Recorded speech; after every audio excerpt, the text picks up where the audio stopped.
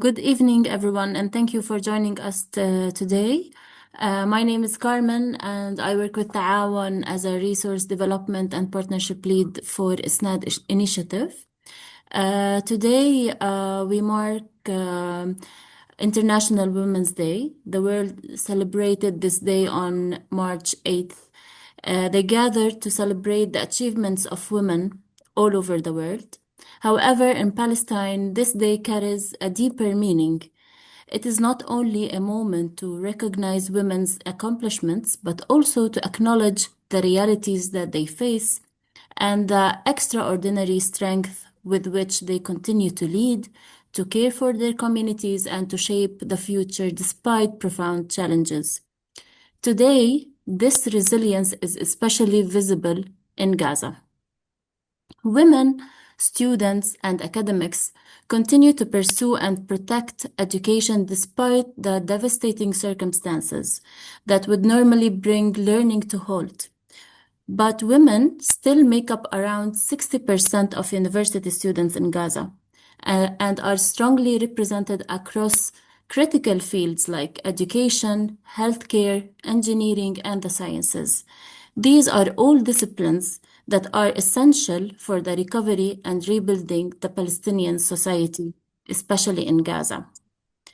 At a time when universities have been damaged or destroyed, and more than 88,000 students have lost access to their campuses, education has never stopped. Teaching continues, students continue their studies, and knowledge continues to circulate. In response to this crisis, Taawon launched the ISNAD initiative in 2024 to help students in Gaza remain connected to their universities and continue their education despite the unprecedented challenges facing the higher education sector. Of course, through the generosity of our donors, partners, and friends in Palestine and all over the world, ISNAD was able to provide scholarships that cover tuition fees for students, particularly for those who are close to graduation, helping them to complete their degrees in the fields that Gaza urgently needs. The initiative works in partnership with Palestinian universities, Al-Aqsa, Al-Azhar, and the Islamic University to support both students and the resilience of the institutions themselves. So far, ISNAD has supported more than 5,500 students, and over 3,000 of them are women. This highlights the central role of women and how they play a crucial role in sustaining higher education even under the most difficult conditions. It is therefore fitting on the International Women's Day under the theme We Survive, We Lead, to gather and listen to the voices of women who are not only pursuing education, but actively sustaining it. With that, it is my great pleasure to introduce our chair for today's conversation, Dr. Areen Hawari, who will guide us through this important discussion along with our great speakers, Dr. Shaimaa El-Khozondar and Shaimaa Abdullah. Dr. Areen is a researcher in gender studies and the director of Mada Al-Karmel, the Arab Center for Applied Social Research. She previously served as a researcher and the director of the Feminist Studies program at the center. Dr. Hawari is also a feminist and political activist whose work focuses on issues of gender, society, and politics. Dr. Areen, the floor is yours. Thank you, Carmen. Thank you very much. Good evening, or marhaba, depends where you are. First, I would like to thank Welfare Association, Taawon, and Friends of Palestinian Universities for initiating this event. About the Women's Day, actually in recent years, and especially since the beginning of the genocidal war in Gaza, International Women's Day has started to feel almost absurd. Receiving greetings on this day simply because you are women can feel even more absurd. Speaking about women as an oppressed group, within patriarchal system while we are living and actually witnessing genocide can seem quite trivial. But this does not mean that we do not stand against patriarchy, and does not mean that we do not believe that feminist struggle is a just struggle.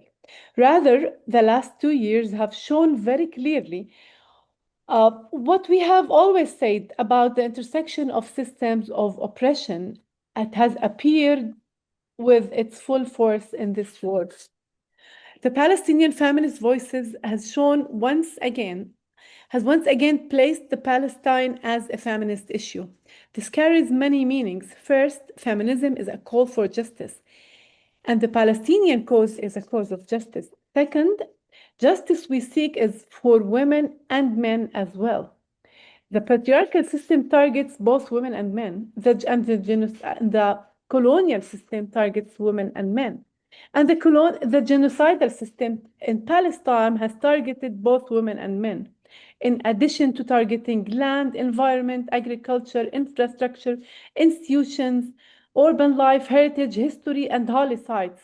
It has targeted children and embryos and fertilized eggs. It has targeted schools, universities, libraries, and everything that once provided joy, meaning, and basic needs for people in Gaza.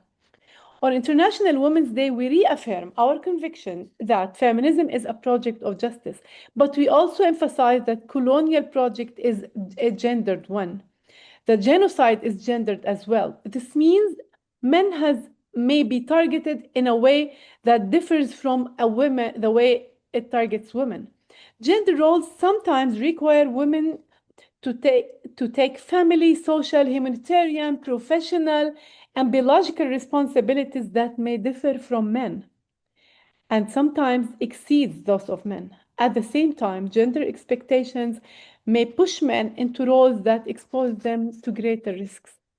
In this webinar, we amplify the voices of women academics and students from Gaza. We do this in the context of the International Women's Day, a day that declared by institutions that are supposed to defend our rights as women, as indigenous, as South, as colonized people, yet continue to show their limitations and sometimes their complicity in the face of unrestrained monsters in our world. We continue to question the international community and its institutions to place before them the responsibility to stop the war that continues in Palestine and especially in Gaza. This webinar focuses on the resilience of Palestinian academia and the resistance of academic research and education in Gaza in the face of genocidal project that has targeted students, lecturers, scholars, universities, academic institutions, libraries, school, archives, and laboratories. In space of culture, no space of culture or knowledge has been spared. Today, we speak about the resilience of female students, lecturers, and scholars in the context where Israel has destroyed nearly all of the foundations of life.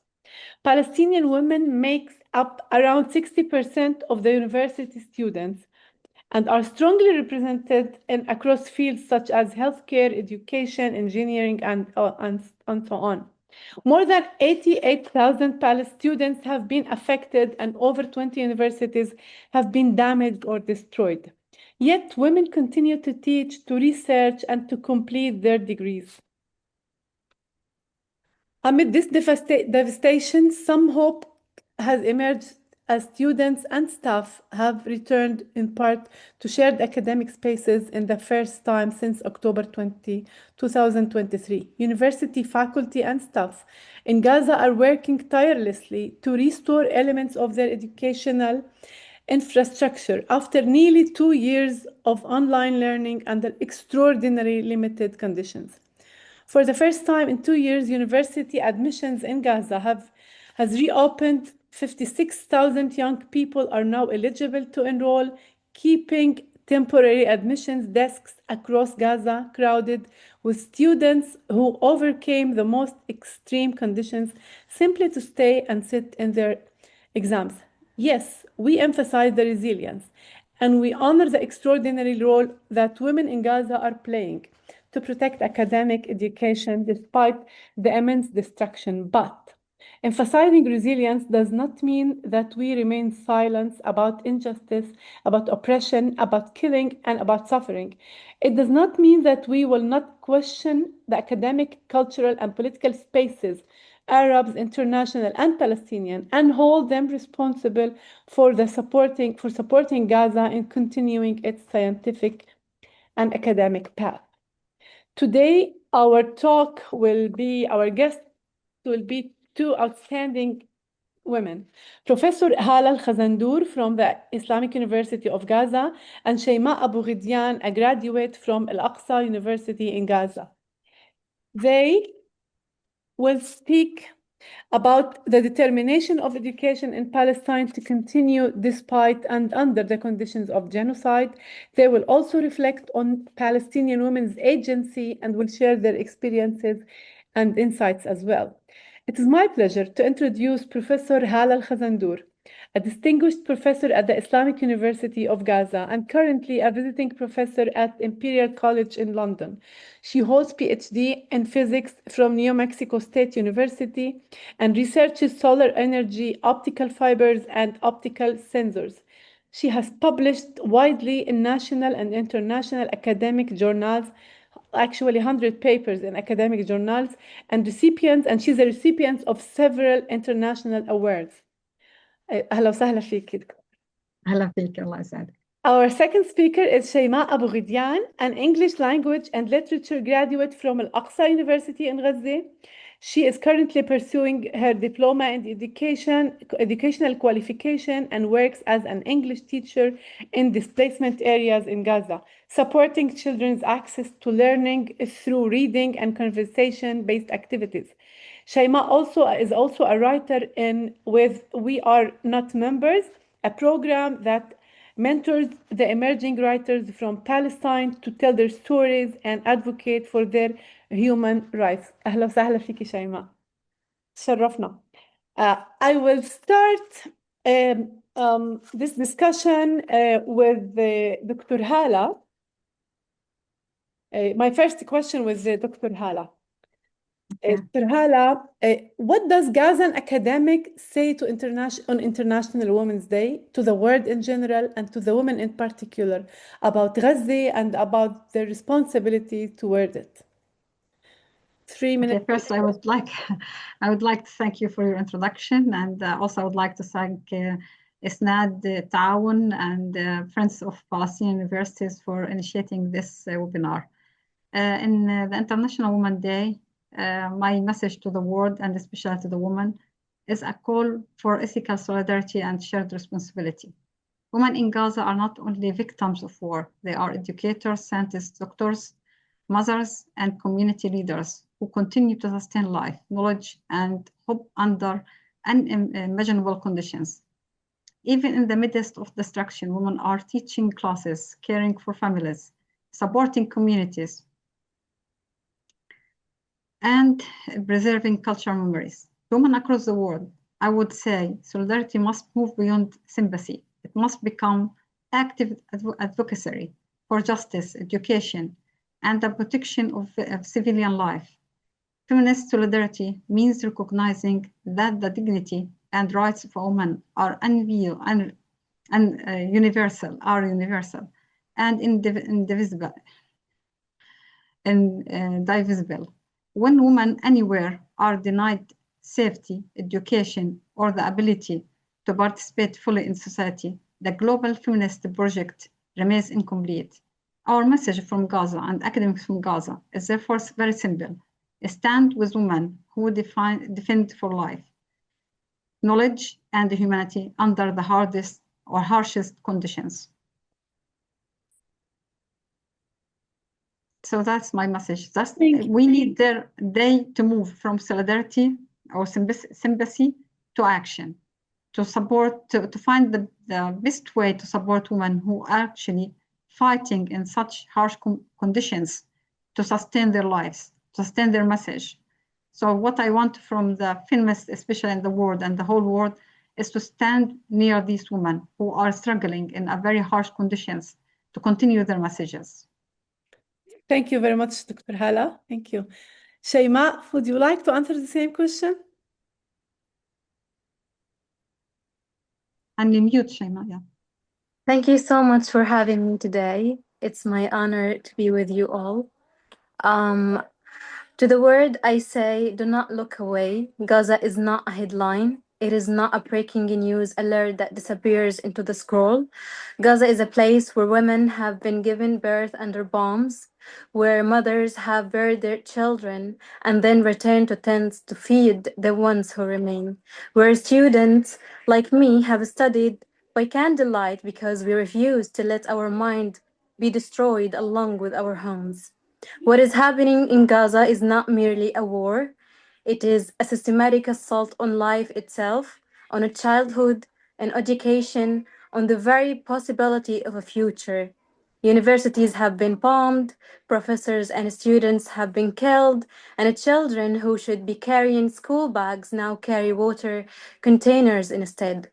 The intention is clear: to break the will of a generation by destroying the spaces where thinking and learning take place. On International Women's Day, the world celebrates progress and achievements, but what do you owe the women of Gaza? You owe them more than solidarity boasts. You owe them the refusal to accept their erasure. You owe them the insistence that their lives are not less grievable, their dreams not less valuable, their resistance not less extraordinary. To women in particular, I call on you to recognize that your freedom is incomplete while Palestinian women are silenced, while Palestinian women are starved and killed with impunity. Feminist solidarity cannot stop at borders. It cannot be selective. If your feminism doesn't rage against the destruction of Gaza's university, the killing of Gaza's mothers, the displacement of Gaza's daughters, then it is not feminism. Our responsibility as academics, those of us who have survived, those of us who continue to teach and learn, is to document, to teach, to insist that knowledge survives even under bombing. We write so the world cannot claim it didn't know. We teach so the next generation can rebuild what has been destroyed, and the responsibility of the world, especially women and scholars, is to listen, to amplify our voices, and to defend the right of every child in Gaza to learn, to imagine, and to build a future beyond a war. Thank you. Thank you so much, Shaimaa. Dr. Hala, I heard you yesterday talking about your experience as a lecturer and as a researcher with your students, with your colleagues in the last 2 years. Would you like to share with us this experience? What can you tell about the academic space and about your own lived experiences and that of your colleagues and students during these 2 years? تفضلي. Yeah, the last 2 years, I would say the whole period of teaching at the Islamic Gaza, at the Islamic University of Gaza in Gaza, since I became a professor at the Islamic University of Gaza, the teaching process is not easy. But the hardest part was the last 2 years. Most of our lives during when I started teaching at the Islamic University and till the last 2 years, we also have a lot of difficulties. Breaking roads, killing people, assassination, jailing people while they're traveling through borders. But all what we have seen during all these years, which is almost 25 years teaching at the Islamic University of Gaza, the hardest is the last 2 years. So in the last 2 years, the academic experience in Gaza has been profoundly shaped by instability, displacement, and repeated disruptions to educational infrastructure. So we all hear about bombing all the universities. So most of the universities in Gaza have been damaged partially or fully. And that's not only, what I want to say, it's not only when you think about damaging universities or destruction universities, it's not just buildings. It's when the students see their universities under rebel and they become just nothing. It's for them a whole educational process. It's not walls that have been dropped to the ground. Most of the universities and research institutions have been faced extraordinary challenges due to this bombing. So they have to face that they lost all the buildings where the students are supposed to go and learn, or teachers have to come and teach or do research.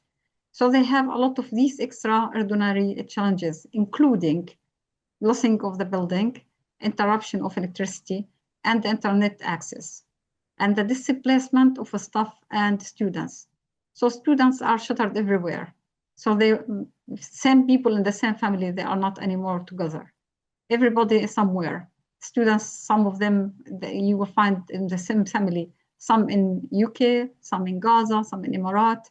The same for the families and for the academics. The academics could be shattered anywhere. A professor could be in France and the whole family is still in Gaza. So these challenges wouldn't stop us from continuing. So despite these challenges, the academic community has worked tirelessly to preserve learning spaces. Lecturers adapt the delivering courses. We used to do that, to deliver courses in very harsh environments. As I said, it's 25 years of teaching. We have all the kind of struggles. So we taught via internet before, and for example, in COVID, in the accident of COVID-21. And also we have to compensate the students most of the time because they couldn't come to the university. But as I said, this is the harshest. So we have to adapt very quickly. And that's what lecturers do, that they adapt very quickly to deliver the courses. Through online, what we have used to do in COVID, by recording our lectures, posting them in the model, which is the legal platform for our universities. And we allow, for example, to communication via, for example, Zoom or via WhatsApp whenever the online or the net is connected. And so we shared most of our materials through the platforms like Moodle, as I said, which is a legal platform. And we kept all the contact with our students. For example, each course I teach, I make a group at the WhatsApp. So we keep it through the social media. Why we need WhatsApp? Why we have Moodle, and only the university said you can only use Moodle because it's the legal platform. Because sometimes the students can't get into the Moodle. There is an exam and they can't know that there is exam. So I have to post in the WhatsApp. Students, there is an exam. Students, there is a homework. Students, we are now starting the Zoom. Students, so I keep talking to them through WhatsApp. They also would tell me what their problem they have through WhatsApp. We start the exam, but we can't continue. Something happened. The electricity is shut down. We don't have internet. There is a bombing outside the tent. I can't go to charge my computer. So I will not be able to do the exam. I have this several times. Students would try their hard to go out of the tent to charge their computers or charge their mobiles. And they will ask me, what will happen if I didn't do the exam? I would always say, calm down. I mean, it's not the end of the world. Your life for me is more treasure for me than the exam. Exam can be redone, but I can't revive you from this. So don't do anything which might put you in danger. Just stay in the tent. Don't charge your computer, don't charge your mobile, and you will do your exam later when it is when you have availability to charge your computer and mobile. So these are the social media helped us a lot during our process of teaching. So also we have another part. I mean, it's not only we just teach material. I wouldn't, especially through these 2 years, I wouldn't claim that we only teach material. It's become more than that. We have to make links with the students, make them feel safe. We are the only safe place for them. They have a lot of problems in Gaza. They have to go and stay in queues for getting water, queues to getting food, queues to, for example, fill the fuel for maybe if they have a generator. They have to work. And many of my students work like caravan. So they go and carry goods for other people to get some money to be able to continue with their life. So it's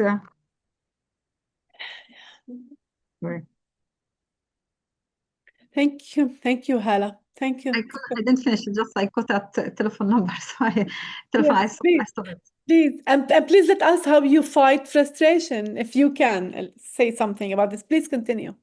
Yeah. So we have to be. I mean, we are ourselves. An educator myself, I felt many times frustrated. I don't want to talk to anybody. Don't want to do anything. But what really makes me continue is that okay, there are other people who count on me. I have to continue. I have to make these links with these students and talk to them. Many of the students would try to me privately and say, we can't pay, for example, our tuition fees and we can't see our grades. Can you please show us our grades? Would you please tell us me at least I'm passed or not? So I have to answer them. Maybe sometimes I received WhatsApp messages at the middle of the night. Sometimes I couldn't sleep all the night. Tick. I have to answer. I mean, this is part of us. It's become part of the whole academic educational process. I have to tell the students that they are safe. They are safe with us. We have to continue teaching them, making them feel safe. Yeah. I'm sorry, I have to turn my mobile. It's keep it. No problem. Okay. Yeah. So how I overcome my own frustration, which I might told you yesterday. Some of them came right after I discovered that some of my students had been martyred, had been killed by the Israeli. They are innocent, 18 years old children. I would call them children. They first year students. I would teach them. I start teaching them. At the middle of the course, I lose them. What the crime they have done to the world and to the Israeli to kill them. They are just people who are seeking education, seeking life. They want to continue. So I always try to I also have my family in Gaza, especially at the first few months of the war. I was almost, I was about to lose my brain. Honestly, you hear the bombing and you don't know anything about your family, especially when they cut all the communication. I was like a crazy. I was calling everybody I know. Did you hear anything from Gaza? I called the university here at TK. Can you help me? I want to contact my family. But still, with all that I have and I suffer, even when one time when I was walking the street, I fall down and I broke my leg. And I stayed like 7 months feeling my leg is hurting me and I have the cast around it. But still, I still have this mission that I want to do to my students who have more harsh environment that I do. I always felt guilty that I have electricity, I have internet, I have my computer, I have my desk, and my students don't have any of these things. So I have always to overcome my feelings to help my students to be able to continue their mission, to encourage them to continue. You have to do it. It's not only, we all believe this is maybe it will take some time. It will end at some point. That's our hope. It will be ending, and we are the people who have the right. Who will get our right back, and then you should be ready. You should be having your degree. Should be able to continue. So please continue. Do all your tasks. Be in the queues of water. Be in the queues of food. Be in the queues of working. Whatever. But come at the end and do your assignment. Do your homework, and I will be with you till the end. So that's what usually helped me to overcome my frustration and my depression. And I thought it's really when you help somebody, you help yourself. And that's what we need from the community of the women in the world and the whole world to feel that when they help the people in Gaza, especially the students, they help themselves because they will overcome their greedy or their selfishness of think about themselves that they have what they have. They would think that they're doing something for somebody who doesn't have what they have, and they help them to continue the life, to be able to, at some point, to become a valuable person in their community with their degrees.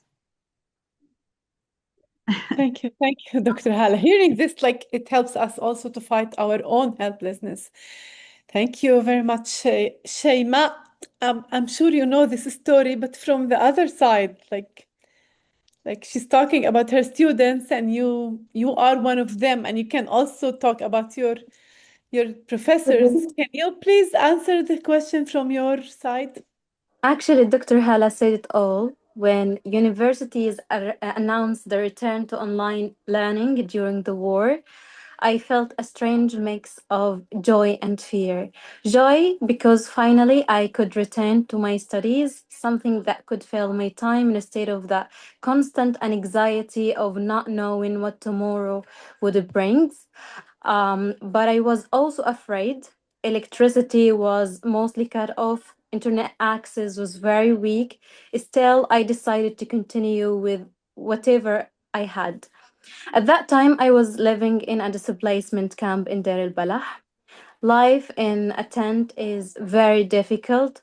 There's no privacy, almost no quiet, and no real space for studying. At the far end of the camp, there was a small hill, and little by little, it became my study spot. Every day, after helping my mother arrange the tent and light the fire for cooking, I would take my notebook and pen and walk just to catch a weak internet signal. I remember when assignments for my semantics course, we had to record voice notes. It was around 9 at night and it was very cold. I sat there on that hill, recording my assignment. And if you listen carefully, you could actually hear the quadcopter in the background. Um, the hardest moment came during my final exams. I was supposed to be preparing for the last exams of my degree. Then we received the news that my older brother had been killed in an airstrike. I will never forget that day. And shortly after, we were forced to flee again to Deir el-Balah. And on that same day, I went to sit for my final exam. This is what studying looked like for me during the war, between loss and fear, between displacement and grief, between a small hill at the end of a camp and a final exam token taken on the day the world collapsed around me. There were days when I felt hope and days I felt nothing but exhaustion. But I showed up not because it was easy, but because continuing felt like the only way to hold onto a future. Shukran, Shaimaa. You mean like frustration and is a privilege that we don't have Palestinians or Gazan. It's part of our, we have to be to confront this challenge all our life for 70 years maybe, but the last 2 years are the most difficult. So thank you for giving this hope in your words. And again, that does not mean like we're celebrating the resilience of Gaza. That does not make it easier, or that does not make ourselves, I mean, all the world, not Palestinians, not responsible for supporting and for supporting Gaza and for stopping the war and stopping everything is happening till this moment. Thank you. I will approach Dr. Hala with the third questions.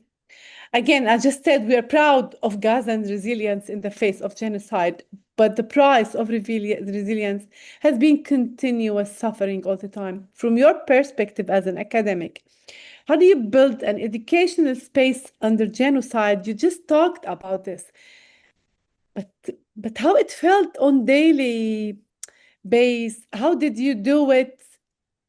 What would you say to the world? Would we teach them? I think the lesson that Gaza could teach all the world is very, very, very special. Can you elaborate a little bit more about this?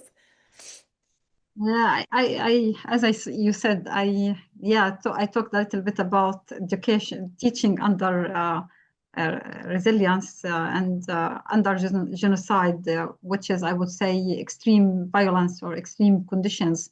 It's not easy to continue the educational process, but when you determine to continue something or you do it, you will all the conditions will come to help you to continue all the challenges. So the hardest, as I said, the hardest period of our teaching as academic, it was the last 2 years when we see our loved people have been killed, our universities have been destructed, Our families have been displaced. Everybody used to be in one place, and suddenly everybody shuddered everywhere. Under these circumstances, it's really very challenging to continue your academic tasks. As academics, we don't only teach, we are required to do research. This is part of our daily lives. I mean, we teach, we do exams, we grade them, we communicate with students. We also have to do research, which has become even very hard. And yeah, so what we have to do during this harsh time? Yes, I said we have to determine, we have to decide. We want to continue, or we just keep wiping about our lives and about what we lost. No, we have to continue. That's our personality. We used to do that. It's not we used to have harsh environments. We are not used to. We always say it will not become harder, but comes harder. We think that we are strong. We are not strong. It's just all this propaganda. We are human beings. We suffer. We cry at night. We cry at day.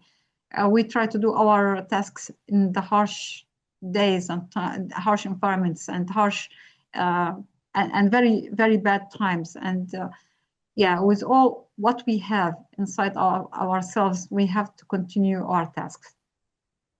So it becomes a sort of it's what we faced is during these 2 years is a kind of also I would call it not a kind, it's actually it's a fighting to get our rights. It's a fighting. And when you fight, you exhaust all your energy. So you have to calm down and think, okay, I will do it, but I will do it in a very step-by-step way. So I have to make a strategy, how I can sustain the education, my academic life. I don't want to lose both. I want to continue doing research. I want to continue teaching my students. I want to be the model that used to see me, not the one who collapsed, passed through harsh circumstances, passed in a very, very critical situation, in moments that I was about to lose my, as I said, my mind. It's something I don't feel ashamed to say. Everybody of us has passed this moment that they feel that they're about to lose their mind. And because the much they see, the much they lost, the much they struggle to continue. But as I said, I have to ease it down and I see what I can do. And when that university come back to teaching, that was the most joyful moment for me. I was scared not to be able to convey all what I want to do to my students. It's not the same like when you are in the classroom, your student just a few steps from you and you have the blackboard and you can answer the questions right away, explain things in more details, especially in scientific materials. It's not like arts. You have to explain sometimes step by step how you get this formula, or how you derive this equation, and how did you get to this conclusion. You have to sometimes go step by step. And this is something is different when you do it in electronic learning. We passed this through COVID, and we taped our lectures, we recorded them, we have Zooms. And this time I have to be face to face with my students without seeing them. Only can see their names because it's very hard to open the cameras and talk to them after, behind the screen. So I don't see their faces, I only see the names, count them, make sure that they are all there, and give them lectures. So Yeah. one responsibility actually is to be able to convey the material, how to convey this digital material that you recorded, you posted in Moodle, and to convey it to your students. How to make sure that they just listening, not understanding. How to make sure that's happening. How to make sure that they do understand. Then, in the first time when I met my students behind the computer, and it was a very joyful moment that they come back to study, and I was starting to teach them. And it was like 1 hour and a half. And, we have unpaid Zoom. So if there is 24 hours, 24 minutes, it's collapse. And I say, okay, you come back with the same link. I start to feel tired. And then I asked the students, I said, if I'm tired, then probably they get tired because it's a heavy material. It's very hard. This material was I'm teaching. It's called electromagnetic. It's in our specialization, one of the hardest courses. I said, what do you think? Shall we stop? And they said, oh, no, we have electricity, we have internet. We want to continue. Please continue. As long as you are not tired, you continue. We are very fine with that. I said in my mind, oh, I see.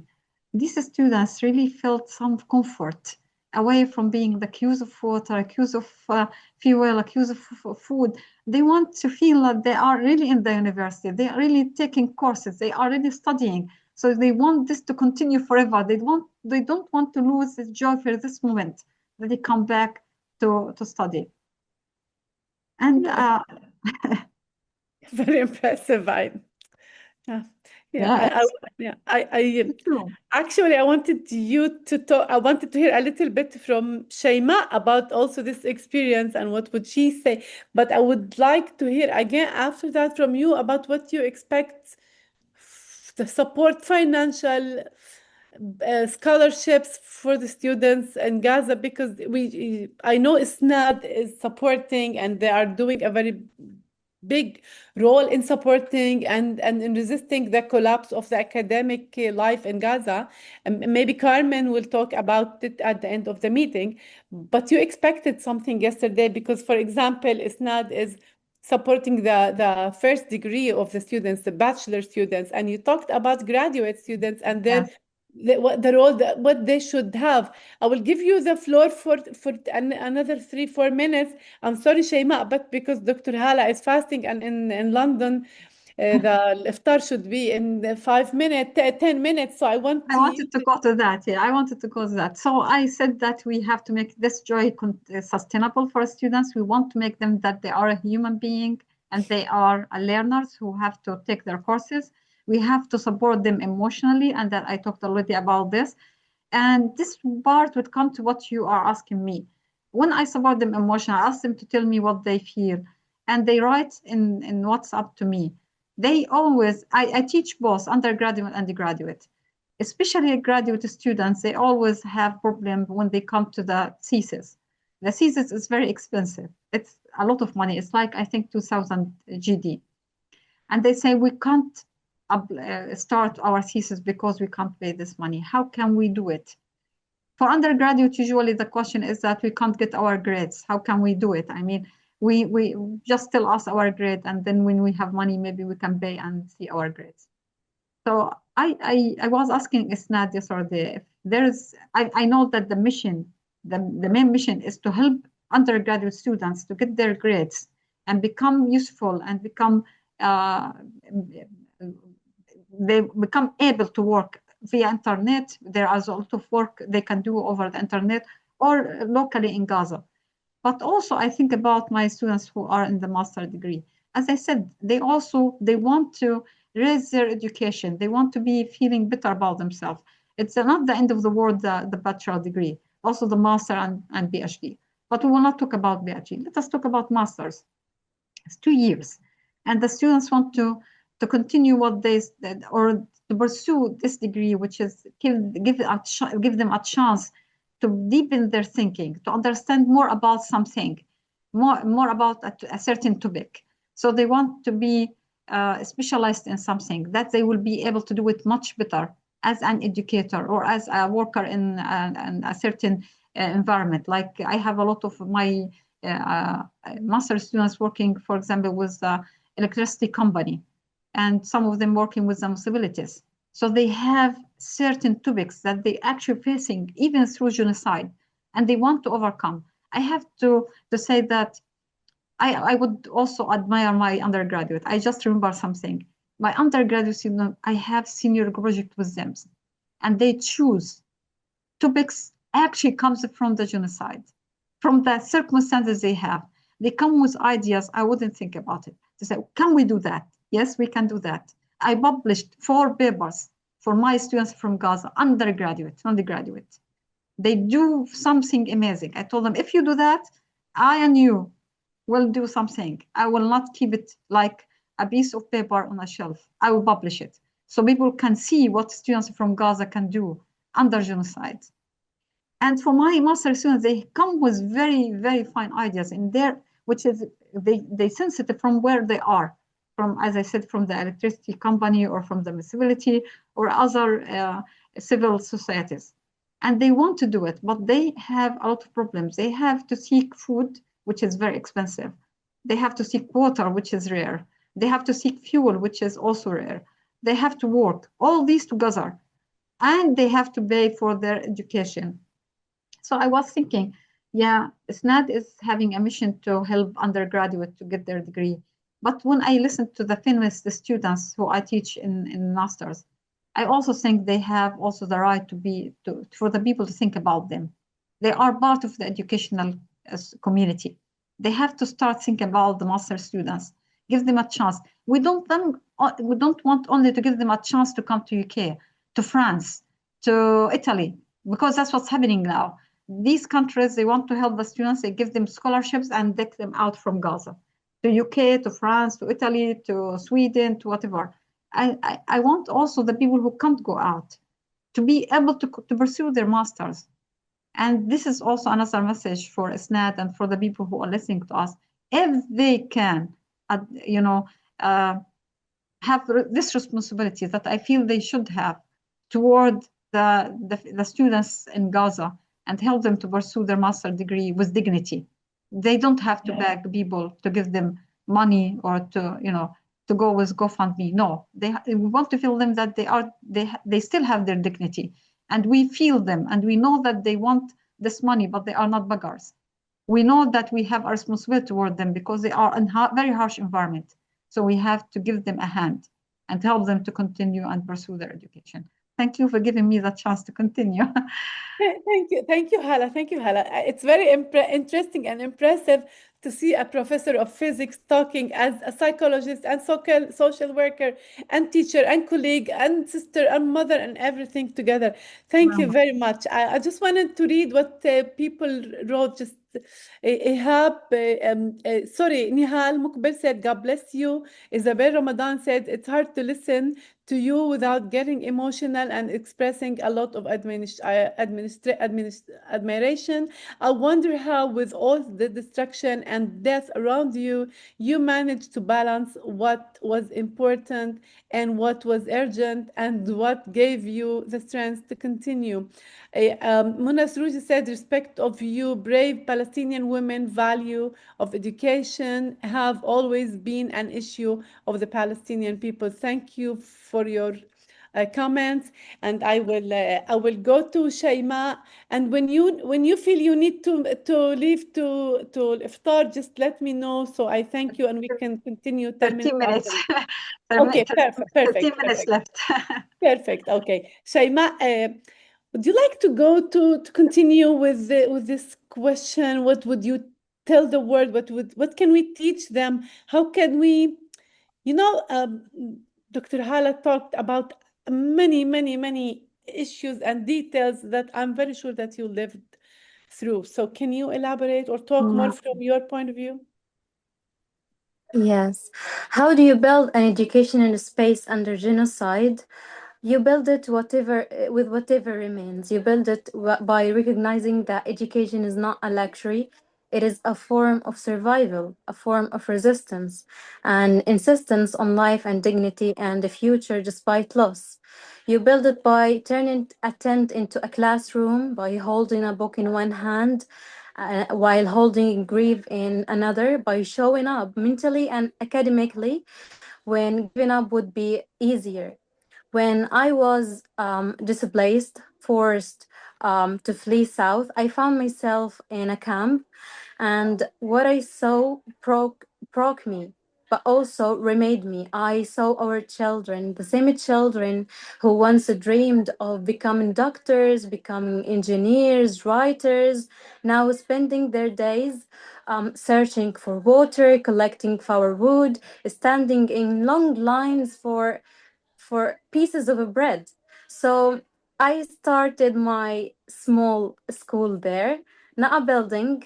We had no buildings, not a classroom. We had no chairs, no desks, just a tarp stretched over a wood, a piece of fabric, between us and the sun, between us and the drones. 15 children sat on the ground, their clothes, from the daily struggle to survive.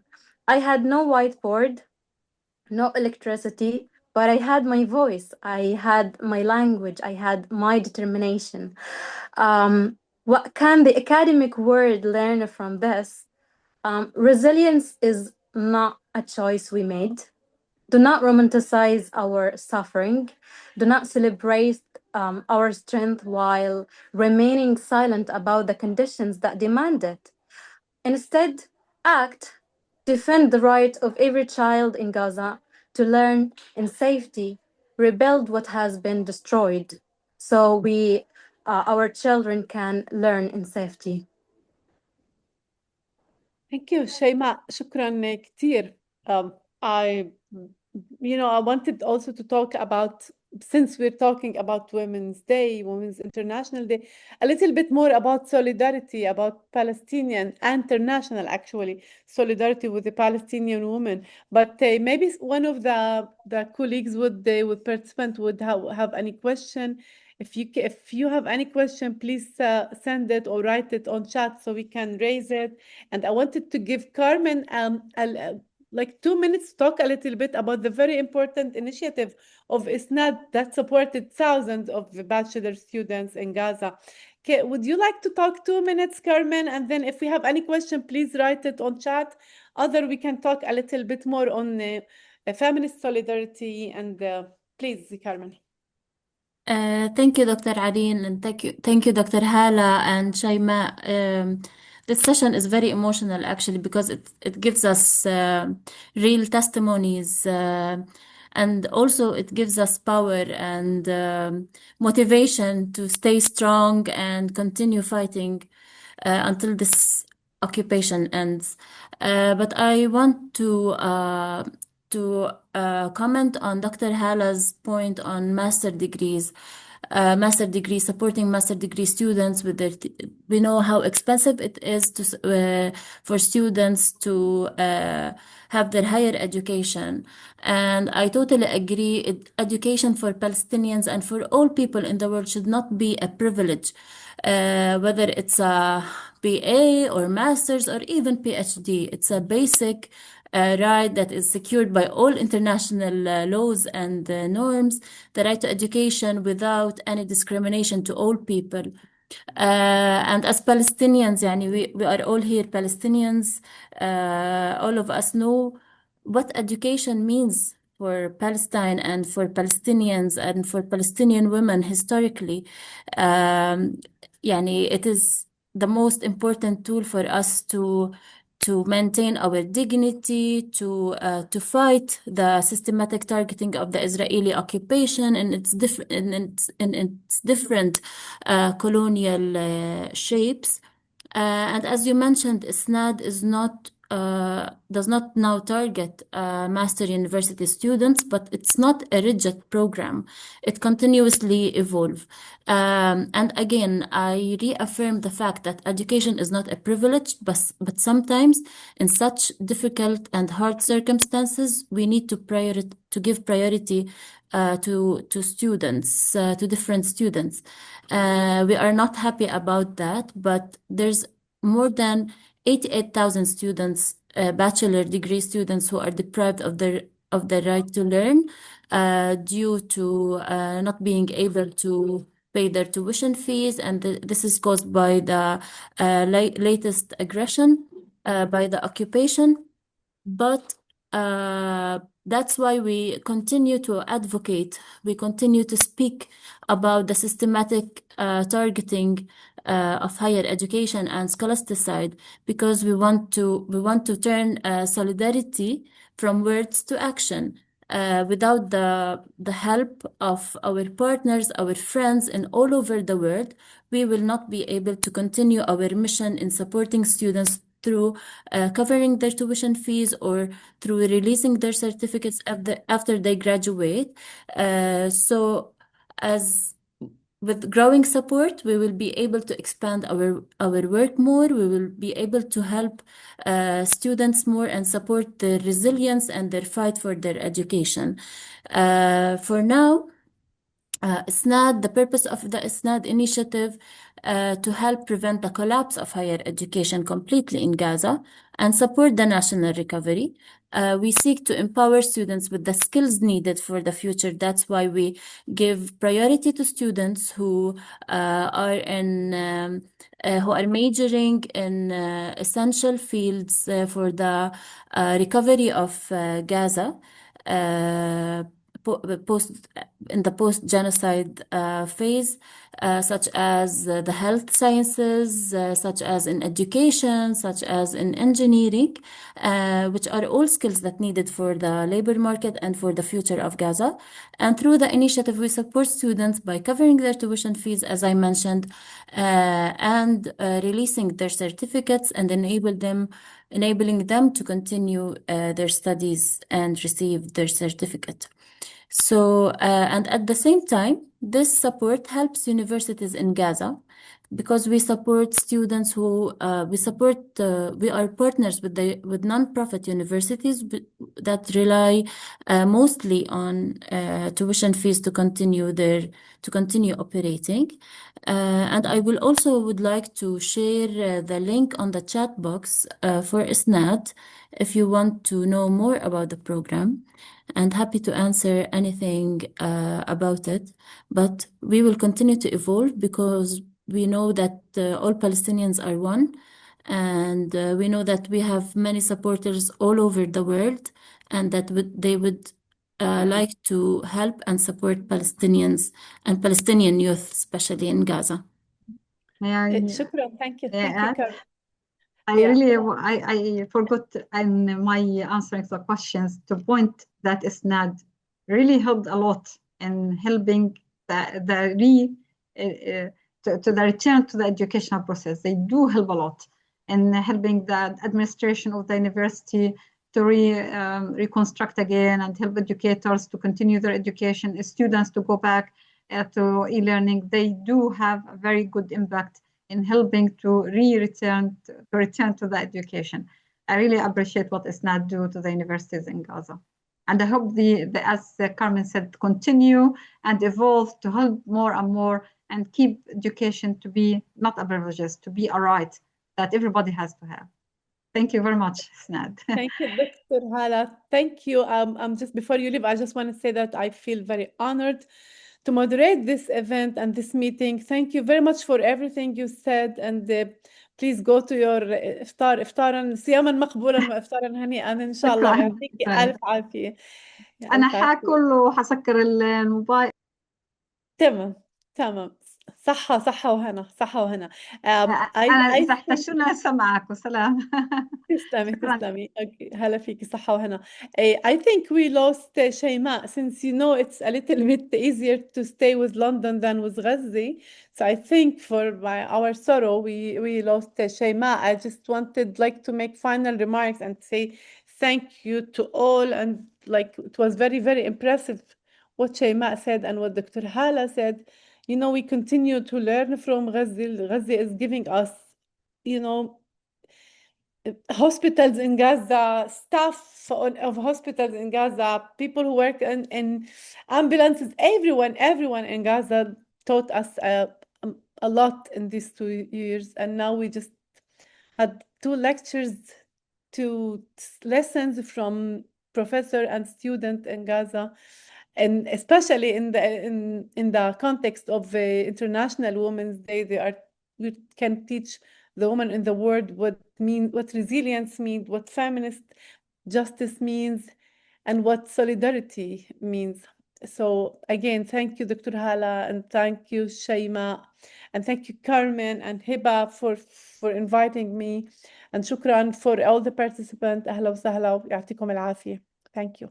Before we close, I just want to also, as you mentioned, thank Hiba and thank Friends of Palestinian Universities for organizing this webinar in collaboration with ISNAD Taawon.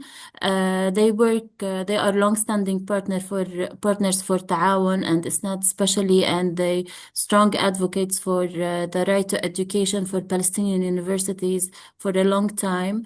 They have so much work to support the resilience of Palestinian scholars and students and strengthen international cooperation and uphold the principles of freedom, equity, and justice for the future of education in Palestine. And we look forward to more collaboration with Friends of Palestinian Universities. Dr. Areen, thank you so much for chairing this webinar and for the great speakers as well.